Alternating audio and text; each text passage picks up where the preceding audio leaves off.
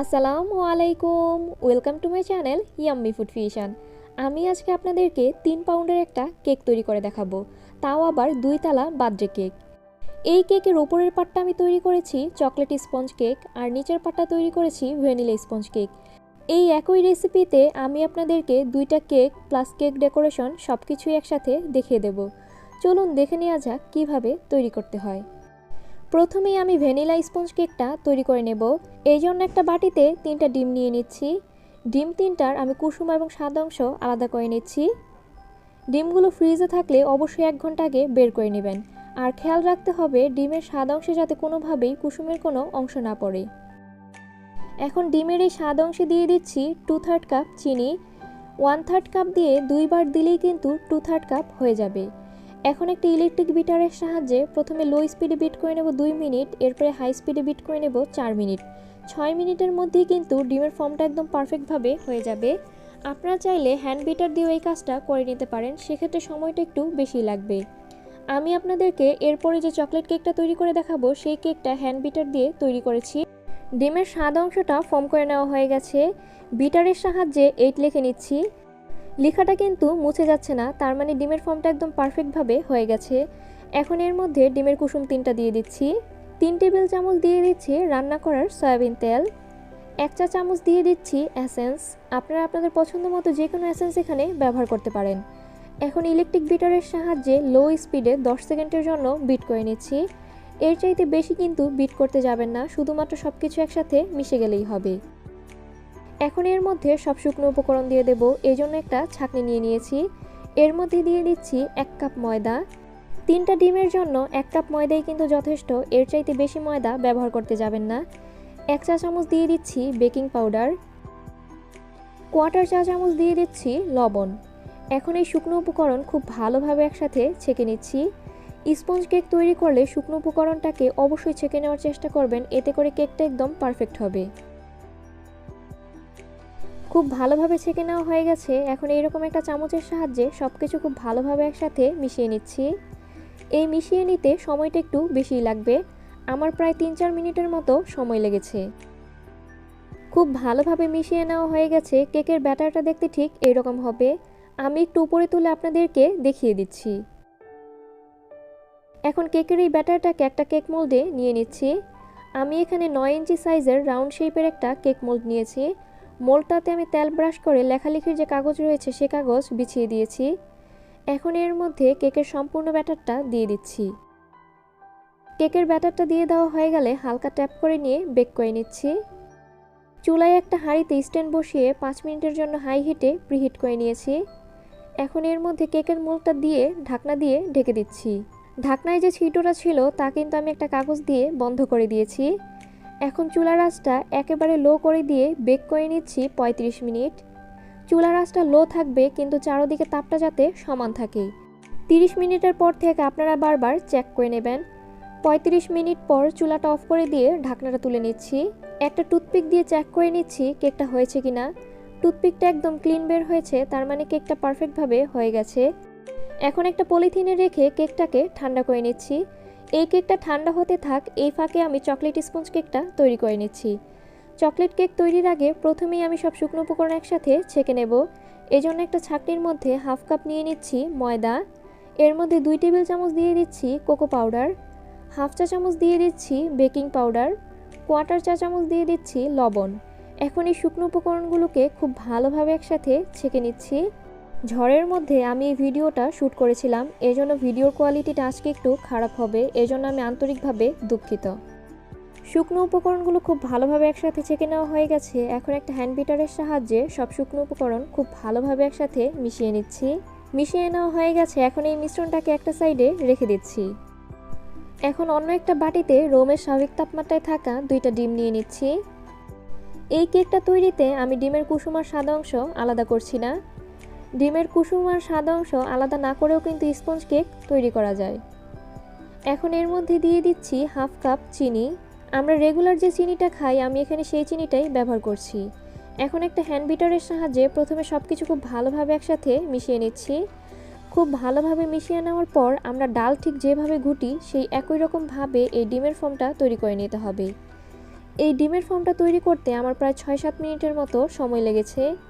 আপনারা যদি হাতটা একটু চালু করে ঘোরাতে পারেন তাহলে আপনাদের সময়টা আরও কম লাগবে।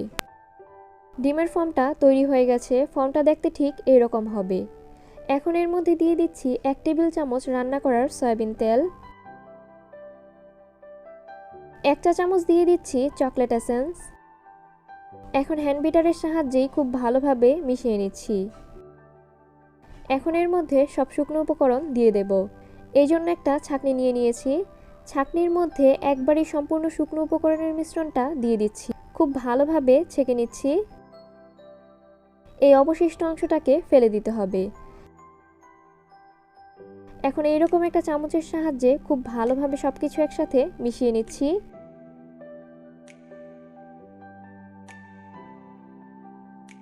খুব ভালোভাবে মিশিয়ে নেওয়া হয়ে গেছে। মিশ্রণটা দেখতে ঠিক এরকম হবে। এখন এই কেকের ব্যাটারটাকে একটা কেক মোল্ডে নিয়ে নিচ্ছি। আমি এখানে 7 ইঞ্চি সাইজের রাউন্ড শেপের একটা কেক মোল্ড নিয়েছি। মোল্ডটাতে আমি তেল ব্রাশ করে লেখালেখির যে কাগজ রয়েছে সে কাগজ বিছিয়ে দিয়েছি। এখন এর মধ্যে কেকের সম্পূর্ণ ব্যাটারটা দিয়ে দিচ্ছি। হালকা ট্যাপ করে নিয়ে বেক করে নিচ্ছি। চুলায় একটা হাঁড়ি 5 মিনিটের জন্য হাই হিটে প্রিহিট করে নিয়েছি। এখন ঢাকনাটা তুলে এর মধ্যে কেকের মোল্ডটা দিয়ে দিচ্ছি। ঢাকনা দিয়ে ঢেকে চুলার আঁচটা একেবারে লো করে দিয়ে বেক করে নিচ্ছি 25 মিনিট। 25 থেকে 30 মিনিটের মধ্যেই কিন্তু কেকটা একদম পারফেক্টভাবে হয়ে যাবে। 25 মিনিট পর ঢাকনাটা তুলে নিচ্ছি। একটা টুথপিক দিয়ে চেক করে নিচ্ছি কেকটা হয়েছে কিনা। টুথপিকটা একদম ক্লিন বের হয়েছে, তার মানে কেকটা পারফেক্টভাবে হয়ে গেছে। এখন এই কেকটাকেও একটা পলিথিনে রেখে ঠান্ডা করে নেব। এতে করে কেকটা ঠান্ডা হওয়ার পরও একেবারেই চুপসে যাবে না। ঠান্ডা হওয়ার পর আমি আপনাদেরকে দেখিয়ে দিচ্ছি ভ্যানিলা কেকটা কতটা স্পঞ্জ হয়েছে। এখন একটা ছুরির সাহায্যে এই কেকটাকে 2 ভাগে ভাগ করে নিচ্ছি। আপনারা চাইলে 3 ভাগেও ভাগ করে নিতে পারেন। আমি এর আগে কখনোই এত বড় কেক ভাগ করিনি, এই জন্য ভাগ করে নিতে আমার একটু সমস্যা হয়েছে। ভাগ করে নেওয়া হয়ে গেছে। এখন এই কেকের নিচে আমি কিছু কাগজ বিছিয়ে দিচ্ছি। আমার বাসায় এত বড় কেক বোর্ড ছিল না। এই কেক বোর্ডটা আমি বাসায় তৈরি করেছি। আপনারা যদি চান তাহলে সামনে আমি আপনাদেরকে দেখিয়ে দেব কিভাবে আমি এই কেক বোর্ডটা তৈরি করেছি। এখন এই কেকের উপরে কিছুটা সুগার সিরাপ দিয়ে দিচ্ছি। 2 টেবিল চামচ চিনি আর 2 টেবিল চামচ পানি খুব ভালোভাবে একসাথে মিশিয়ে আমি এই সুগার সিরাপটা তৈরি করে নিয়েছি। সুগার সিরাপ দিয়ে দেওয়া হয়ে গেলে এই কেকের উপরে বাটার ক্রিম দিয়ে দিচ্ছি। বাটার ক্রিম দিয়ে দেওয়া হয়ে গেলে এর উপরে কেকের আরেকটা লেয়ার দিয়ে দিচ্ছি। এই লেয়ারটাতেও একই রকমভাবে সুগার সিরাপ দিয়ে দিচ্ছি। সুগার সিরাপ দিয়ে দেওয়া হয়ে গেলে এর উপরে আবারও বাটার ক্রিম দিয়ে দিচ্ছি। আপনারা চাইলে বাটার ক্রিমের পরিবর্তে হুইপড ক্রিম দিয়েও এই কেকটা ডেকোরেশন করতে পারেন। এখন আমি আপনাদেরকে দেখিয়ে দিচ্ছি চকলেট কেকটা কতটা স্পঞ্জ হয়েছে। এখন এই কেকটাকেও ছুরির সাহায্যে 2 ভাগে ভাগ করে নিচ্ছি। আপনারা চাইলে 3 ভাগেও ভাগ করে নিতে পারেন। এখন এই চকলেট কেকের একটা ভাগ নিয়ে বড় কেকটার উপর বসিয়ে দিচ্ছি। চকলেট কেকের এই লেয়ারটাতেও সুগার সিরাপ দিয়ে দিচ্ছি। এখন এর উপরেও বাটার ক্রিম দিয়ে দিচ্ছি। এই সম্পূর্ণ কেকটা ডেকোরেশন করতে আমি 250 গ্রাম বাটার ব্যবহার করেছি। ইনশাল্লাহ সামনের কোনো ভিডিওতে আমি আপনাদের সাথে বাটার ক্রিমের রেসিপিটা শেয়ার করব। এখন কেকের এই লেয়ারটাতেও সুগার সিরাপ দিয়ে দিচ্ছি। কিছুটা বাটার ক্রিমে আমি লাল রঙের ফুড কালার মিশিয়ে নিয়েছি। সেই লাল রঙের বাটার ক্রিমটা এখন এর উপরে দিয়ে দিচ্ছি। আপনারা নিশ্চয়ই খেয়াল করেছেন কেকের সাইড দিয়ে কিন্তু আমি কোনো ধরনের ক্রিম ব্যবহার করিনি, কারণ এর সাইড দিয়ে আমি একটু ডেকোরেশন করে নেব। এখন লিফ নজেলের সাহায্যে কেকের সাইডটা ডেকোরেশন করে নিচ্ছি। আমি ডেকোরেশনে একদমই কাঁচা, আপনারা আপনাদের পছন্দ মতো অনেক সুন্দর করে ডেকোরেশন করে নেবেন।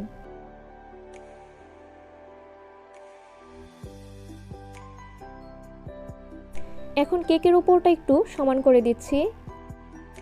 কেকের উপরটা সমান করে দেওয়া হয়ে গেলে এর উপরে আমি স্টার নজেলের সাহায্যে কিছু গোলাপ এঁকে নিচ্ছি। স্টার নজেলের সাহায্যে গোলাপ তৈরি করা কিন্তু খুবই সহজ। কিছুটা বাটার ক্রিমে আমি নীল রঙের ফুড কালার মিশিয়ে নিয়েছি, তা দিয়েও আমি কিছু গোলাপ তৈরি করে নিচ্ছি। একই রকমভাবে হলুদ রঙের বাটার ক্রিম দিয়েও আমি কিছু গোলাপ তৈরি করে নিচ্ছি। আপনারা আপনাদের পছন্দ মতো যে কোনো ডেকোরেশন, যে কোনো ডিজাইন এখানে দিতে পারেন। এখন কেকের এই নিচটাতেও স্টার নজেলের সাহায্যে কিছু ফুল এঁকে নিচ্ছি। এখন নীল রঙের বাটার ক্রিমের সাহায্যে আমি ভ্যানিলা কেকটার উপরে একটা লাইন এঁকে নিচ্ছি। সবশেষে আমি এই কেকটা যাকে গিফট করব তার নাম লিখে নিচ্ছি। আমি এই কেকটা আমার ছোট এক কাজিনকে গিফট করব, এজন্য আমি এই কেকের উপরে তার নামটাই লিখে নিলাম। এই কেকটা একটু কালারফুল হলেও বাচ্চাদের কাছে এই কেকটা কিন্তু অনেক ভালো লাগবে। আর এই কেকটা আমি ওজন করেছিলাম, কেকটার ওজন হয়েছিল 1400 গ্রাম, মানে 3 পাউন্ডের চাইতেও কিছুটা বেশি। আশা করি আমার আজকের এই রেসিপিটা আপনাদের কাছে ভালো লেগেছে। ভালো লেগে থাকলে বাসায় অবশ্যই একবার তৈরি করবেন। আর আমার রেসিপিগুলো আপনাদের কাছে ভালো লেগে থাকলে প্লিজ আমার চ্যানেলটা সাবস্ক্রাইব করবেন। আল্লাহ হাফেজ।